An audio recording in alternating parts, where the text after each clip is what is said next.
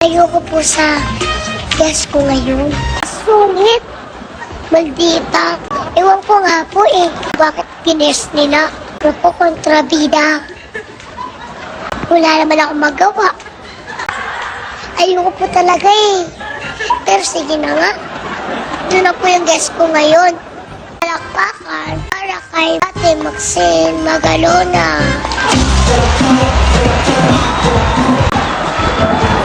Tingnan niyo naman po.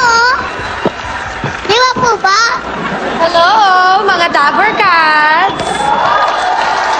Parang may narinig ako na sinasabi mo kanina, ayaw mo raw sa akin. Pagmadita niyo kasi. Ang totoo po niyan.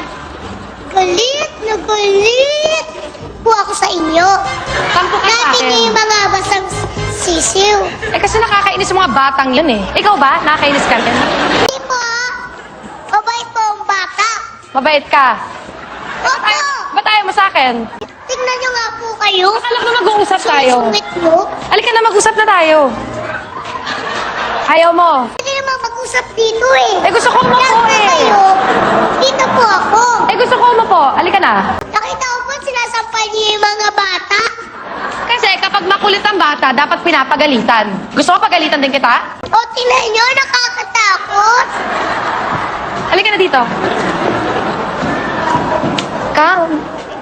Huwag niyo akong sasampalin, ha? Hindi. Hindi kita sasaktan. Usap lang tayo. Hindi ako nagtitiwala sa inyo. Ang dami-daming witness, Ang dami-daming nanonood. Alam ko, maldita kayo Okay lang yan. Kahit sampaling kita, ang laki-laki naman ng pisngi mo Ang cute ko nga po. Pwede niyo ba akong sampalin?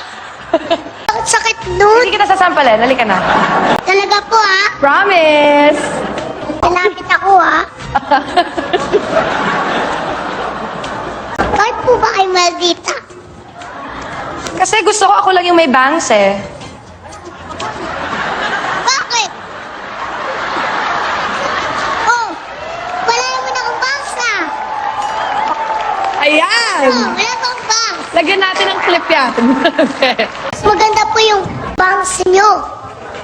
Pero mukhang extension. Ano sabi mo? Mukhang extension. Ganun Ginagalit mo ko?